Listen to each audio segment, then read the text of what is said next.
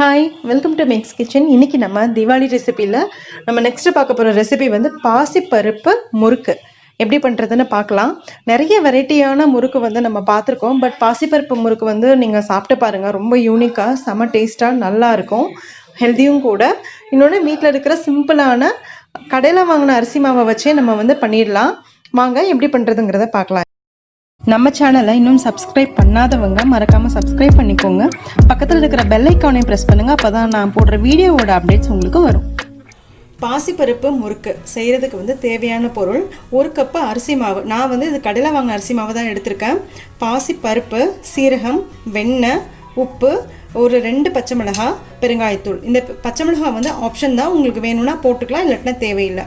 இவ்வளோ மட்டும்தான் தேவை. வீட்டில் இருக்கிறத வச்சே நம்ம மிஷினுக்கு போகாமல் முறுக்கு மாவு வந்து கரெக்டாக பதம் பார்த்து அரைக்காமல் வீட்டில் இருக்கிறத வச்சு எப்படி இன்ஸ்டண்ட்டாக பண்ண முடியுங்கிறத இன்றைக்கி நம்ம பார்க்க போகிறோம்.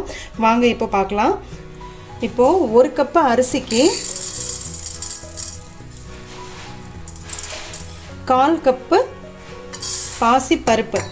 இது வந்து நான் இந்த இதில் அளந்திருக்கேன், கப்பில் அளந்திருக்கனால நான் இதில் 1/4 கப்புனே எழுதியிருக்கோம், அதனால் இதில் அளந்திருக்கேன். உங்களுக்கு உங்ககிட்ட இந்த மாதிரி மெஷர்மெண்ட் இல்லாட்டினா நீங்கள் நார்மலாக டம்ளர் இல்லாட்டினா அந்த வீசம்படி படிக்கணக்கு இருக்கு இல்லையா, அதில் கூட நீங்கள் பண்ணிக்கலாம். 1 கிளாஸ் அரிசி மாவுக்கு 1/4 கிளாஸு பாசிப்பருப்பு. இதை நல்லா கழுவிக்கோங்க. கழுவிட்டு குக்கரில் நல்லா நம்ம வேக வச்சு எடுத்துக்கணும்.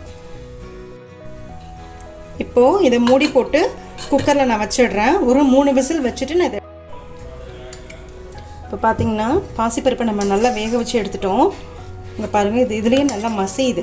ஆனால் நமக்கு கொஞ்சம் கூட வந்து பாசிப்பருப்பு வந்து முழுசாகவே இருக்கக்கூடாது, அரைப்பருப்பாகவும் இருக்கக்கூடாது. கம்ப்ளீட்டாக அது வந்து மேஷ் ஆனால் மட்டும்தான் உங்களுக்கு அரிசி மாவோட கரெக்டாக வந்து பிளெண்ட் ஆகி வரும். அது மட்டும் இல்லாமல் அந்த நம்ம முறுக்கு பொழியும் போது அதில் சிக்காமல் இருக்கும், அந்த ஹோலில் சிக்காமையும் இருக்கும். மோரோவர் நம்ம எண்ணெயில் போடும்போது வெடிக்காமையும் இருக்கும். அதனால் இதை கம்ப்ளீட்டாக நம்ம வந்து என்ன பண்ணலாம், மிக்சியில் போட்டு மேஷ் பண்ணிக்கணும். நல்லா கூழ் மாதிரி அரைச்சிக்கலாம். அதை தண்ணி ஊற்றாமையே அரைச்சிக்கோங்க. பார்த்திங்கன்னா பாசிப்பருப்பை நல்லா வந்து அரைச்சாச்சு. இப்போ இந்த டைமில் ஒரு பேஷனில் 1 கப்பு அரிசி மாவு, கடையில் வாங்கின அரிசி மாவு தான் இது, பாக்கெட்டில் விற்கும் இல்லையா, எந்த பிராண்டு அதெல்லாம் எதுவுமே கிடையாது, நார்மல் அரிசி மாவு தான். இடியாப்ப மாவு அது முதல்ல இல்லை, நார்மலாக பாக்கெட்டில் அரிசி மாவுன்னு வச்சுருப்பாங்க இல்லையா, அதுதான். நீங்கள் இன்ஸ்டண்ட்டாக பண்ணலாம்.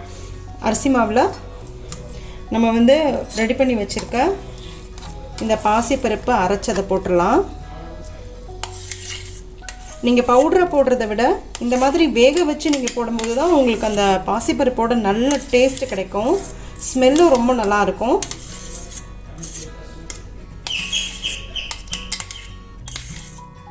பாசிப்பருப்பு போட்டாச்சு. இப்போது காரத்துக்கு 2 பச்சை மிளகாய் சொல்லியிருக்கேன். பச்சை மிளகாய் வந்து கம்ப்ளீட்டாக ஆப்ஷன் தான், நம்மளோட விருப்பம் தான். உங்களுக்கு வேணும்னா, காரத்துக்கு வேணும்னா நீங்கள் பச்சை மிளகாய் போட்டுக்கலாம். இல்லாட்டினா நீங்கள் வந்து இந்த தேன்குழல் பண்ணுவோம் இல்லையா, அதே மாதிரியே காரம்லாம் எதுவுமே போடாமையே நீங்கள் பண்ணலாம். பட் நான் வந்து நெக்ஸ்ட் ரெசிபியில் வந்து அந்த தேன்குழல்லாம் வந்து நான் பண்ண போகிறேன். அதனால் இதில் ஒரு சின்ன வேரியேஷனுக்காக ஸ்பைஸியாக இருக்கட்டும்ங்கிறதுக்காக 2 பச்சை மிளகாய் போட்டிருக்கேன். போட்டுட்டு அதை லைட்டாக நம்ம தண்ணி ஊற்றி மிக்சியில் நல்லா அடிச்சு. இப்போ வந்து நான் மிக்சியில் இங்கே பாருங்கள் கொஞ்சமாக தண்ணி ஊற்றி நான் பச்சை மிளகாய் அரைச்சி வச்சுருக்கேன், அதை போட்டுக்கலாம். கம்ப்ளீட்டாக வடிகட்டிட்டு போடுங்க, ஏன்னா ஒரு சின்ன விதை இருந்தாலும் இது வந்து ரா விதை இல்லையா, நீங்கள் ஆயிலில் சூடான ஆயிலில் போடும்போது வெடிக்கிறதுக்கு சான்சஸ் இருக்குது. அதுக்கப்புறமா ஒரு 1/4 டீஸ்பூன் பெருங்காயம், இதுக்கு தேவையான அளவு உப்பு, அப்புறமேலு சீரகம், எள்ளும் வந்து போட்டுக்கலாம். நான் இன்றைக்கி சீரகம் போடுறேன். எள்ளு, ஓமம் எதுனாலும் நீங்கள் போட்டுக்கலாம். அதுக்கப்புறமா வெண்ணெய் வந்து 1 டேபிள் ஸ்பூன் வெண்ணெய். வெண்ணெய் வந்து இப்படி இருக்கிறதுனால கொஞ்சம் உருக்கி சேர்த்துக்கோங்க. இது வந்து நான் ஃப்ரீசர்லேருந்து எடுத்தேன், அதனால் நல்லா டைட் ஆகிட்டுருக்கு. லைட்டாக உருக்கிட்டு நம்ம சேர்த்துக்கலாம். இப்போ வெண்ணெயை லைட்டாக நான் உருக்கிட்டேன், இதை வந்து நான் அதில் சேர்த்துக்கிறேன்.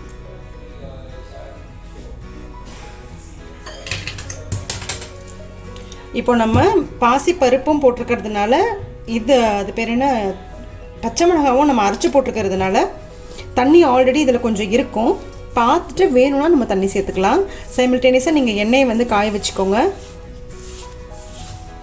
ஸோ கம்ப்ளீட்டாக நல்லா இதை பிசைஞ்சுப்போம். ஃபஸ்ட்டு வேணும்னா தண்ணி தெளித்து பிசைஞ்சுப்போம். கொஞ்சமாக தண்ணி தெளிச்சுக்கிறேன்.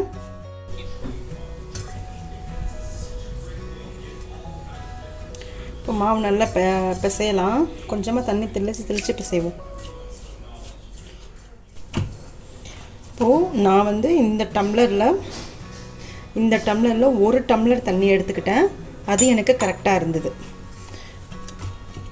இது கடையில் வாங்கின அரிசி மாவு தான்.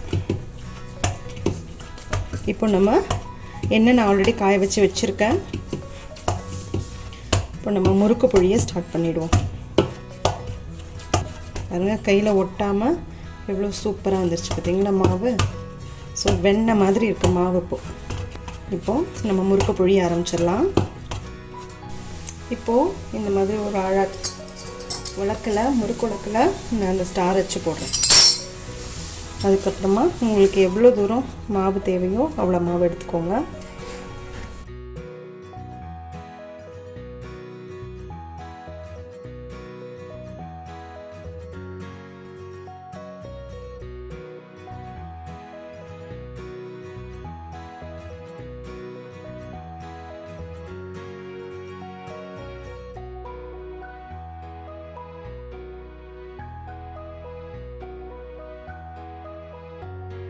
பாருங்கள், இது மாதிரி நல்லா சுற்றிட்டு லாஸ்ட்டில் வந்துட்டு இந்த மாதிரி நம்ம ஸ்டிக் பண்ணி விட்டுறணும். ஸோ அப்போ உங்களுக்கு பிரியாமல் நல்லா வரும். இப்போ எண்ணெய் காஞ்சிருச்சான்னு பார்ப்போம். எண்ணெய் காஞ்சிருச்சான்னு எப்படி கண்டுபிடிக்கிறதுனா, போட்ட உடனே மேலே எழும்பி வரணும். ஒரு சின்ன பால் எடுத்து நான் போட்டு பார்க்குறேன். அது மேலே இமீடியட்டாக எழும்பி வரணும். அப்படியா இருந்தால் எண்ணெய் காஞ்சிருச்சுன்னு அர்த்தம். பாருங்கள்,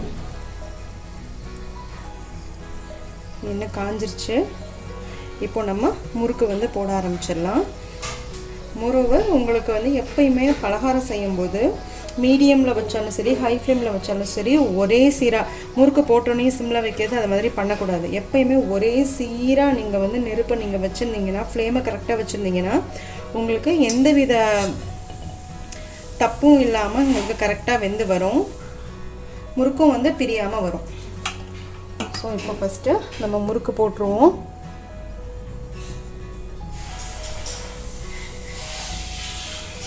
போட்டுடலாமா?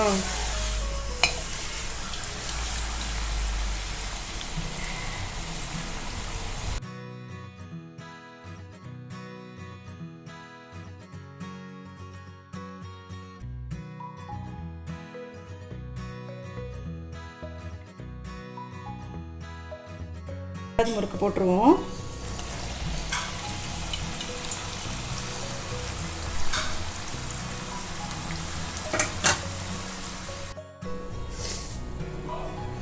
பார்த்தீங்கன்னா உங்களுக்கு சூப்பராக வெந்துருச்சு. பார்த்தீங்களா எவ்வளோ அழகாக நல்லா வெந்திருக்குன்னு. உங்களுக்கு அந்த சலசலப்பும் போயிடும் கம்ப்ளீட்டாக. அந்த எண்ணெயோட சலசலப்பெல்லாம் போயிடுச்சுனாலே முறுக்கு நல்லா வெந்துருச்சுன்னு அர்த்தம். இது பாருங்கள் எவ்வளோ சூப்பராக வந்திருக்குன்னு, பர்ஃபெக்டாக வந்திருக்கு.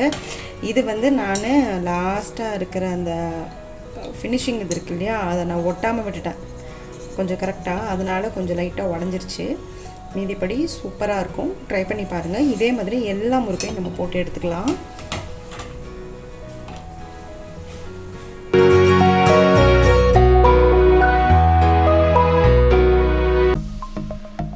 சப்ஸ்கிரைப் பண்ணுங்கள், மறக்காமல் பெல் ஐக்கானை ப்ரெஸ் பண்ணுங்கள். அப்போ தான் நான் போடுற வீடியோஸோட அப்டேட்ஸ் உங்களுக்கு வரும். லைக் பண்ணுங்கள், கமெண்ட் பண்ணுங்கள், ஃப்ரெண்ட்ஸோடு ஷேர் பண்ணுங்கள். தேங்க்யூ.